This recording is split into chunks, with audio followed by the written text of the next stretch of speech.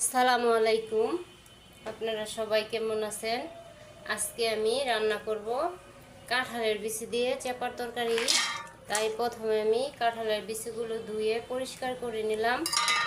এই যে দেখেন, এভাবে চিকন চিকন করে ফলছি, কারণ আমার ডাঁটাগুলো চিকন, তাই আমি বিচিগুলো একটু চিকন করে পুড়লা দিলাম।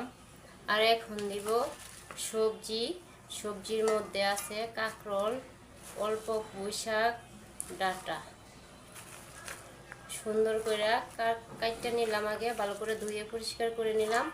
এখন আমি চেপা শুটকি দিয়ে এগুলো রান্না করব। তার জন্য আমি আগে সবজিগুলো নিলাম। এখন এর মধ্যে বেশি কিছু দিব না, শুধু লবণ আর হলুদ দিব। আর এটার মধ্যে ব্লেন্ডার করে দিব শুকনা আর কাঁচা আদা, পাকা মরিচ, তারপরে রসুন, পেঁয়াজ আর চেপা। আমি এই জায়গায় 4টা চেপা দিলাম। এটি একটু হালকা ব্লেন্ডার করে দিব। এই যে দেখেন, এরকম মরিচ, চেপা আর রসুন, পেঁয়াজ দিলাম। আমি এখন এটি একসাথে ব্লেন্ডার করব। ব্লেন্ডার করে দিব।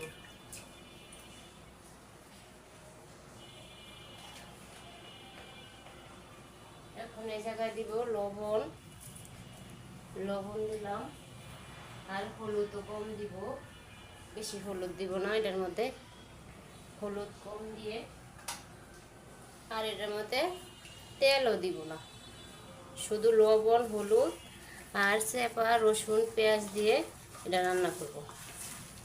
এই যে দেখেন, আজকে আমার মতো আপনারা রান্না করে খাইতে পারেন, ভালো লাগবে। আমি লবণ আর হলুদ দিয়ে আগে এটা ভালো করে একটু সিদ্ধ করব, তেল দিব না, তেল ছাড়া রান্না করবো আজকে। আর এটি আমি ব্লেন্ডার করে একটু সিদ্ধ হয়ে গেলে আমি দিব ব্লেন্ডার করার পরে। তাহলে দেখেন আমি কিভাবে রান্না করি।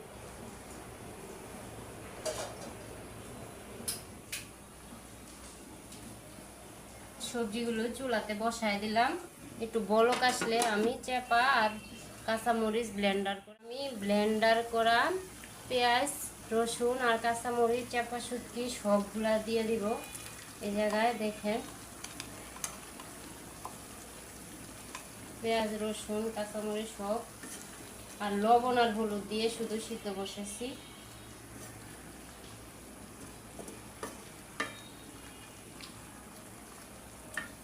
চেপার তরকারির মধ্যে হলুদ একটু কম দিতে হয়।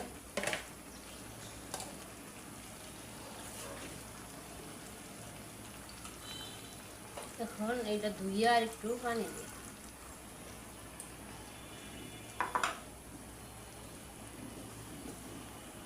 পুরাপুরি এটা সিদ্ধ হয়ে পানি শুকাইব একটু। চেপাটি একটু আস্তে আস্তে রয়েছে, আমি হাফ ব্লেন্ডার করছি। 4টা চেপা, 2টা পেঁয়াজ আর একটা রসুন দিলাম, আর 4-5টা কাঁচামরিচ দিয়ে ব্লেন্ডার করলাম। এই তরকারিটা খাইতে অনেক মজা লাগবো। মাখায় রান্না করলাম। আরেকবার ঢাকনা দিয়ে ডাইকা দিব।